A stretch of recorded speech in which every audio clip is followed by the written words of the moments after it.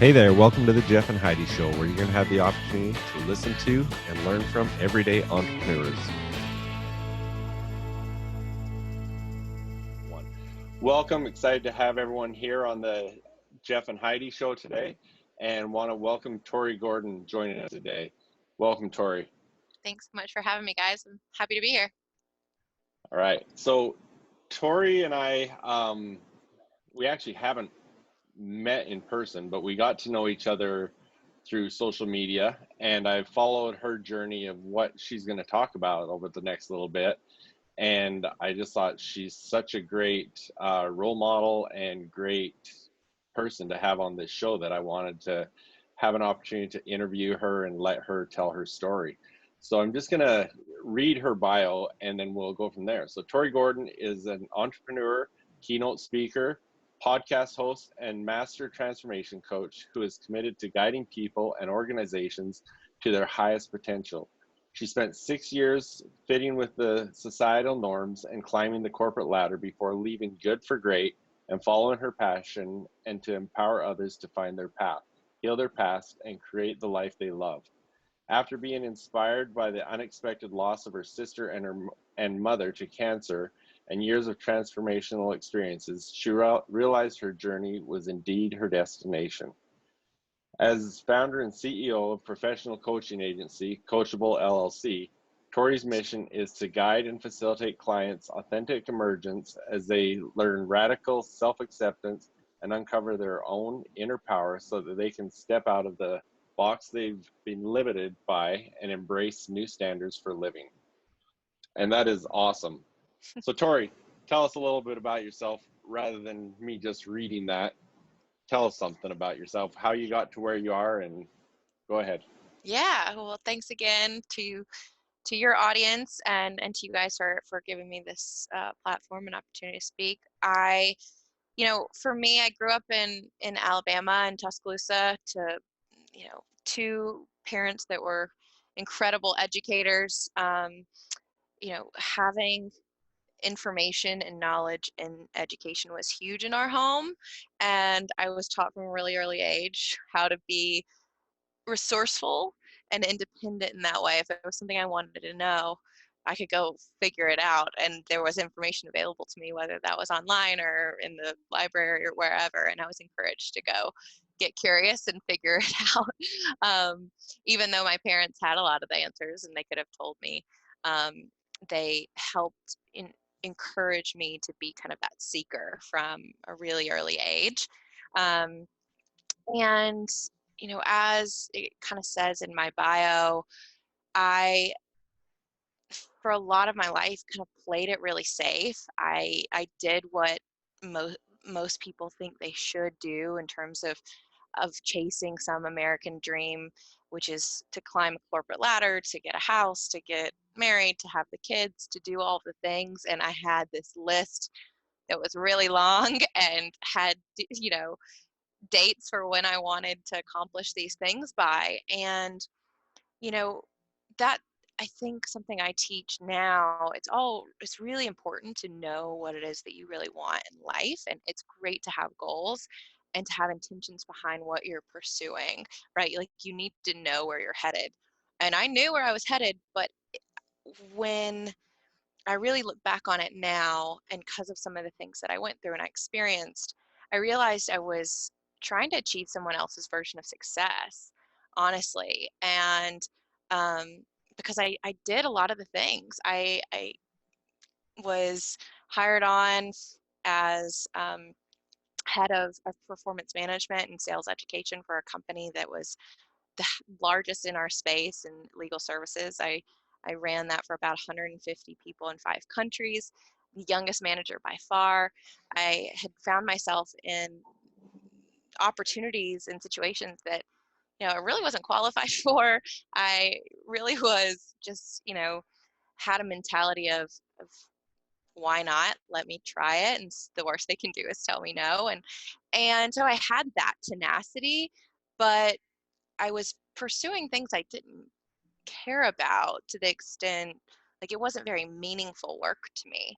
And I think one of the biggest turning points in my life was having my sister diagnosed with acute myeloid leukemia. She was 23 years old when she passed away. I was right in early college years, very much in a transition in my own life. And seeing someone so vibrant, so alive, so much potential and promise have that taken from them. And then yeah, I lost all three of my grandparents. I lost my uncle and my mom all back to back in the span of about 6 years. And so having all of that grief and loss and experiencing that, what it taught me really was what it means to live. I mean, and what it means to make your time, which is the most valuable resource that all of us have, if we have it, what are we doing with it? And what are we making it mean? And it doesn't matter. And for me, I couldn't look at my life and think I was making a big impact on the world at the time. And it really woke me up to doing meaningful work and going all into really defining what my own version of success looked like, and then giving myself permission to go and chase that dream. And that's what I'm doing now. You know, Tori, it's Very cool. interesting. I was looking at your profile, and your degree is actually in social work. And so I wonder how much of that, because obviously it takes a big heart to even care about social work and to pursue that, at least starting out, how much of that contributes to who you are and what you're doing now? You know, it's funny that you bring that up, and I appreciate that because I've actually never been asked that in an interview setting like this, but I think it does contribute. You know, I started um, out, I've always been an entrepreneur. Had my own professional photography business in college, started out as a photography major, thought that's what I wanted to do. And then life happened, right? When my sister was diagnosed, I got a lot more serious about things. And we had a social worker come in and work with us as a family in the hospital. And I just was really lost at that point in my life, and I just wanted to make an impact any way I could. I thought social work, maybe that's my route, maybe that's my calling. I learned so much in school and learning about how to really facilitate a safe environment for people, and what community looks like, and what does support look like, and what does it look like to ask for support. I got to train incoming foster parents on how to prepare for that when I was in school, and it gave me a lot of compassion for people that we don't get to choose where we grow up, or what kind of family we're born into, or the opportunities that we get. And to have, I think the biggest thing social work taught me is to be able to contribute to any kind of conversation. Doesn't matter like who's in the room, or if you're from down, the CEO's office to the hood. It didn't matter. And that I could bring something to the table and have a conversation, and that I could sit across the table from somebody I didn't understand, or I didn't know, or didn't look like me, or didn't have the same background, and I could learn something from them. That's what it taught me, and I think that 100% impacts the work that I do today. Absolutely. So, so you went from, you're in this big legal service company, to knowing you wanted to make this change. And what were the steps that you went through, and what made you finally pull the trigger and put that first post on Facebook that I watched when you did that? And then tell us and share with us what you're doing now. Yeah, so I had gone through a lot in my life. I had actually just gotten out of a really horrible breakup with a guy that I thought I was going to be with for the rest of my life. And so I kind of found myself at this rock bottom place. And I had really attached myself and my identity around my career and around my achievements for a lot of my life. And so I kind of hung my hat on, when I lost that relationship, I hung my hat on this career of, hey, but I still have this thing, right? And the more I did the interpersonal work of healing some of the personal things that I'd gone through, and really addressing that pain and not, not like numbing it or distracting myself with work or whatever, the more I did that work, the more it was clear that I had this other part of me that was dying to share that story. And I initially, to answer your question about the steps, I started my podcast, the You're Welcome Radio podcast, as a platform to really self-heal, to share my story about what I'd been through, but to bring on people that could speak into my life. I mean, I'd had mentors and coaches my whole life really speak into my life and to guide me and to be those lights that like help guide our path and like encourage you on that. And I wanted to be that for other people. So I started the podcast. I really did not anticipate to get kind of the audience that I did. I wasn't speaking to thousands and thousands of people every week, but the people that listened were impacted and they let me know that. And because of that response, I knew I had to continue to do that work, and that it was a message that people were needing to hear and that they wanted to hear. And so I continued to do the when I put the podcast out, I was approached by my company, and they weren't thrilled with that. And they kind of said in a roundabout way, you know, it came across as, we want your life to kind of be solely focused on this work. And yeah, you can have a personal life and all of that, but this looks like it takes a lot of work, and we don't know how much, time you're spending on doing this other venture in terms of a podcast. So just don't let it interfere. And kind of the way it all played out just gave me this understanding and awareness that when I looked at I looked at the senior leadership that I was like my bosses, their bosses, and I was honest with myself. And I just said, I don't want their jobs. I don't want to be consumed with my career to the point that I can't do something else on the side that I like and I'm interested in. I don't want to be working until I'm so stressed out and I can't, like, my health is failing, like those types of things. And so I realized that, and I was like, if I don't want to have the jobs of my, the people in leadership, then what am I climbing the ladder for? Because that's what's up there. Right. And so that awareness gave me the understanding that if I'm not going up, where am I going? Because I've always been going up. That was always the path. I've always been somebody really focused on my own growth, whether that's career, personal, relational, it didn't matter. So I was really torn, and I wanted to do something. I didn't know what being a coach or a consultant really looked like in the real world. I had a message to share, and I went all in on that message.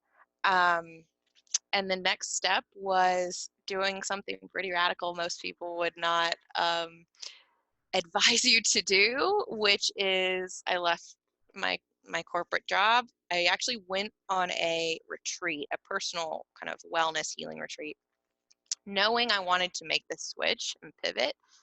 I went and learned from a woman who I um, adore, who's absolutely phenomenal. Her name's Christine Hassler, and just really got the clarity that I needed and gave myself, I think I went on that retreat looking for permission to do what I wanted to do, which was start my own business.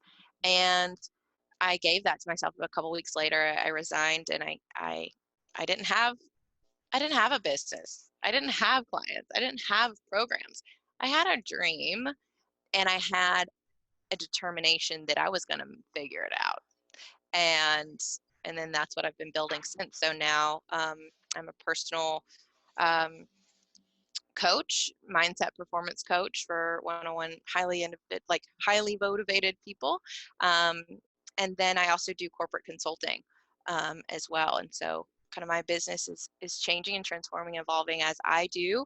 But yeah, it was not your typical pivot, I'd say, into entrepreneurship, but it was How long definitely my ago did story. you make that change from corporate to? Yeah, entrepreneur? I started my business in October of 2019. Okay. Yeah, so fairly recently. Um, and in the middle of then and now, I've gotten married, I've moved, I've had a lot of big things happen. Um, and I'm just really honestly excited about the work that I do. I have kind of two sides to my business. I think I bring spiritual and practical, and it's a hybrid approach to both, in terms of kind of my one-on-one private coaching. And I do that with also a group in a group online setting as well. And it's just remarkable to see people have their own kind of transformations and stepping into to love and out of fear and all the limiting beliefs of why we tell ourselves we can't do things and that we're not good enough and that we have to have, life has to look a certain way, and really challenging those ideas.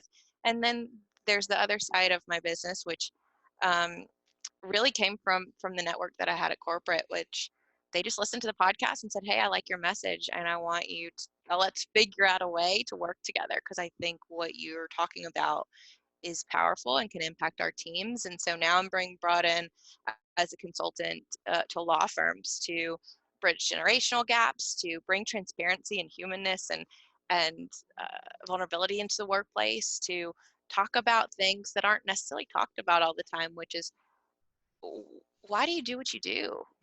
Are you happy? Are you fulfilled? Because we're we're working for a large majority of our lifetime.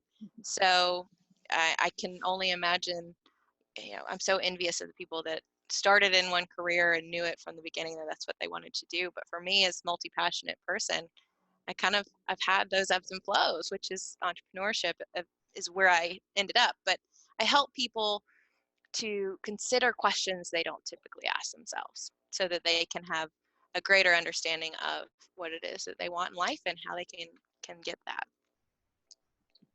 So you've kind of explained where some of your corporate clients have come from. What about on the personal side? Who is your ideal client, and how do you find them, or how do they find you? How has Mm-hmm. that gone for you? Yeah, so right as I started my business, I hired a business coach, online business coach, who had successfully built and scaled, monetized an online business. That was a 12-week program, really helped me to get started because I didn't know what the heck I was doing, where to find folks. And so primarily my online or my private clients are coming from Instagram. I'm also now finding that a lot of my LinkedIn contacts, it's an untapped market. It's of professionals that are highly motivated and driven individuals. So more and more of them are coming from there. And my strategy, I used to be in direct sales. I had a long history of doing well in sales, and my strategy then was always just building relationships with people. And whether that's in whatever platform you use, whether that's in person and networking events, to me, it's how can I add value to you? What do you need? How can I support you and your mission? What do you care about? And caring about what other people care about is a really big door opener. And that was always kind of my way. My ideal client is someone that's really seeking more. They maybe are in periods of transition, whether that's relationally, career. Maybe they're just feeling burnt out and they don't know how to get remotivated again. They're curious about, um, you know, having more tools, practical tools, to help them in their relationships at work, how to deal with confrontation, how to give feedback, how to not take things so personally, how to heal a lot of the stuff that's happened to us in our past, because I'm not special. We all have really hard things that we've been through in our lives. And I think coaching is a bridge for people that a lot of times we're scared to say, oh, I'm going to go see a counselor, I'm going to go get into therapy.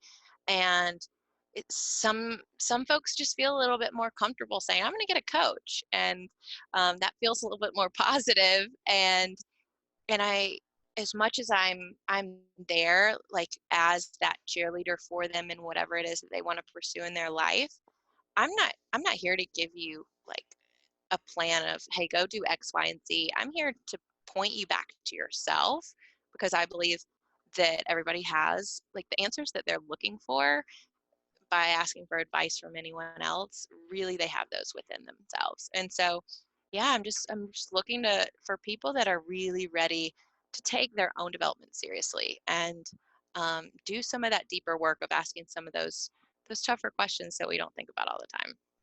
Well, I think it's great that you have that corporate background, though, because it makes you be able to relate to people who are in that situation, who, like you said, you get out of college, you get the right job, you're building your resume, and then all of a sudden you're like, who am I? What am I doing here? How did I get here? And I think you would probably find a lot of that, especially like women my age. I'm considerably older than you are, but but there's a lot of women my age in their 50s, and they hit this thing where they're either leaving the corporate world, their kids have moved out of the house, they're empty nesters, and they're like, now what? And to have somebody who, even though you're not as old as we are, you can say, hey, I was in the corporate world, this is what I did, this is, and you've got both sides of it. Yeah, and I think it's really helpful. I think it's so important for people, regardless of where you're at in life. So my dad, losing my mom, he's just turned 60. He retired to take care of my mom. He had been an educator, a musician his whole life, and found himself kind of in that position of like, I have no one to care. Like, I'm no longer a caregiver. I'm retired. What do I do? And I want people to know that their best days aren't behind them. Like if you've got time, you can create whatever you want to create. If you've got something you want to do, go out and do it. And there are resources and people and things that will fall into your path when you really allow yourself to dream again. And I think especially for folks in that kind of demographic and age range where they're asking, hey, what's next? And just give yourself, the freedom and the permission to try something you've never tried before. When I was really lost and I didn't know what I wanted to do, the first thing I did, because I'd lost the relationship, so much of my time and my energy had been focused on whether it was caring for somebody in my family, investing in this relationship, it wasn't focused on me at all, right? I just like detracted any attention on me because that's kind of how I had handled it. It was about focusing on all these other things and compartmentalizing that. And when you've got all that time for yourself that you've never had before or you haven't had in years, you're almost like, what the heck do I do? The first thing I did was I took a salsa lesson by myself, and I had no idea why. I just knew intuitively I needed to express myself in a new way that I hadn't, and that it was going to help me somehow to tap into a more creative side, a more intuitive side of myself. And it really kind of did. It was crazy that one little decision of getting out of your comfort zone and doing something you've never done before can spark something in you that wasn't there before. Yeah. Thanks. Go ahead, Jeff. I was going to just say, I know, so our last episode that was published was Jesse T. Now, you and Jesse T just went and froze together. We did.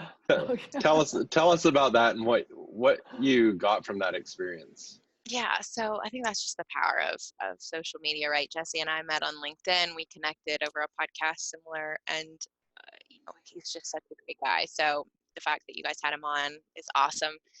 Jesse, he and I connect on a lot of different levels, and that's what you'll find when you talk to entrepreneurs, business people. They're humans too, and they've got all these other interests outside of that. And so we connected on a lot of those levels. And we're both in a place where I'm really trying to stretch my own boundaries of what's possible. And every time I feel fear rise up of, I'm scared to do this, I'm scared to make that decision. The day that I resigned from my corporate job was one of those days where I was scared. I didn't have all of this assurance and like stuff to fall back on. I was making a leap of faith and doing something that I felt guided to do. And I want to keep saying yes. Every time I've said yes to those decisions, it's been life-changing and it's been for the better. And I want to continue to put myself in situations to say yes to something that's scary that I know is going to expand me more and more. And that was what the Wim Hof method experience was all about. Jesse and I listen to similar podcasts and have different folks that we, watch and consume their content. And I had brought it up to him on a call one day. I said, "Hey, do you know who this guy Wim Hof is?" And he's like, "Yeah, I was listening to this thing and these guys did it." And I said, "Well, they're going to do a workshop here in Atlanta." And basically what it is it's a Wim Hof, they call him the Iceman. He's proven to be this science experiment, but really he's shown that through breath work, mindset, and cold exposure, he's been able to really break what scientific boundaries of what they thought was possible in terms of just brain activity and everything. And so we went through a 2-minute ice bath. We learned breathwork techniques to help us manage our panic and kind of our breath when we got in. And it was pretty powerful. Really just, again, to be on the edge of something that you're like, I don't know how I'm going to do this. This is so scary. And you choose it. And then you realize, I'm not out of control. Like, I am in control of this. I can handle this, and I have the tools, and I can just tap into my own body in a way that it's going to serve me. It's not against me. It's actually like working on my behalf. I think that's just so powerful, and really what we got to experience in that workshop. And I'd definitely encourage anybody to check it out if they haven't. There's a really great episode on the Goop Lab on Netflix. It's Gwyneth Paltrow's new documentary series on Netflix called The Goop Lab, and you can check out Wim Hof on there. I'll have to check out, maybe they'll come to Phoenix in the summer, and Yeah. Jeff, you and I can do it, because it'll feel so good when it's 120 There you degrees go. outside. That's right. No kidding. I know we don't have a lot of time left, but what I think is interesting really quickly is that the company who said, "Oh yeah, do your little podcast, just don't let it interfere with your work," is now apparently the company that's bringing you in to work with their teams. It's not the same company. It's not the same company, but it's but the same type of company. Yeah, so I'm working actually with a lot of their clients are law firms, also legal, like in-house legal groups, but I'm being brought in by some of my old law firm clients. Okay. And yeah, it's funny when I had kind of this conversation with one specific colleague or boss over at my old company. It was funny that they said, almost kind of this, "Who do you think you are starting this thing?" And they'd said, I read somewhere it says that you're an executive coach, which it never said that anywhere. And I said, "Actually, where are you referring to that? Because I just want to make sure we're looking at the same thing." And she's like, "I'll have to send you a text or a screenshot. I can't find it right now." But it was really just this, who do you think you are, thinking that you can do this, or that you can. And really it was just it was the first episode of my podcast. I wasn't even doing any coaching at the time, and that gave me even more of a drive to do it, because I was like, oh, just wait. Yeah, just watch me. Yeah. I don't like being told that I can't do something, and it's just funny how it's evolved into that down the road, which that really wasn't my intention at the time. I was trying to get far away from corporate, but being dragged back in a little bit. Well, they need you. So you had talked at one point when we were talking at the beginning about what your version of success would be. What is that? Define your version of success. a good question. For me,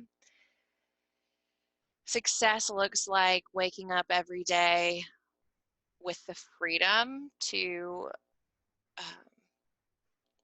do work that is meaningful, that makes an impact on people, that brings me financial freedom, that provides work-life balance, but ultimately is just like that I'm in service of a greater mission, and that is to share people, like to share the story that we're all connected in a greater way. And that's success. And what's crazy is so much of my life has been pursuing something that's far off, like this idea that success is down the road a bit. And since making this change, I can honestly say I feel like like I've never made it, but I'm really dang happy with how life is going. And if I could just, encourage anybody with anything, it's just ask yourself, why do you do what you do? Is it because you feel like you have to? You feel like you should? It's because mom and dad told you to, or you're supposed to follow the family business, but you've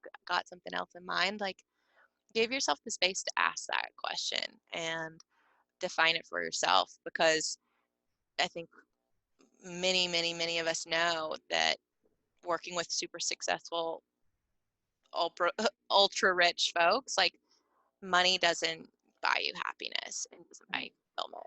So to me, I think there's two folks. There's the resume you, and there's the eulogy you. So there's the you that you look like on paper that might sound really, really good, and it might look freaking professional. And then there's what people are going to say about you, like when it's all over, and just ask yourself what matters, and be willing to go there and do that thing.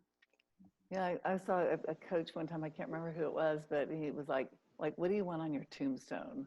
I was like, and he had us like literally draw a tombstone. Like, what do you want to be on that tombstone? And it makes you think. Yeah, I mean, it sounds kind of morbid, but it puts things in perspective, and that's Right. the idea, is just, what is all this for? Because all you got is your time and your energy, and it's all going somewhere, and is it for a purpose that at the end of the day you're like, oh, I'm glad that's how I spent all my time. Right. Yeah. Awesome. Well, we've got to wrap this up, but you've talked about, whether it's LinkedIn or Instagram is where you're getting a lot of your clients from. So share all that with us. Tell us where to find you on all those, where to find your upcoming website, your podcasts, share all that. Yeah, of course. So you can find me on Instagram. My name is at Coach Tori Gordon, TORIGORDON. So you can definitely find me on there. I've got, you can find me on LinkedIn, just Tori Gordon.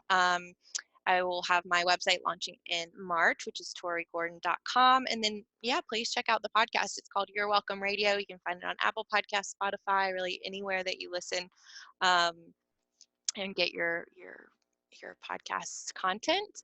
And I have a YouTube channel as well. If you just Google Tori Gordon, you'll find me on there, where a lot of my podcast episodes will be videoed, and you'll be able to follow along the journey. I would love for you guys to connect with me in any way. Oh, definitely want to look at that. I mean, it's really been a pleasure to hear your story and get to know you a little bit. So look forward to a little bit more. Yeah, well, thank you guys. I appreciate the time and allowing me to kind of share my story. I hope it was impactful to some of your listeners.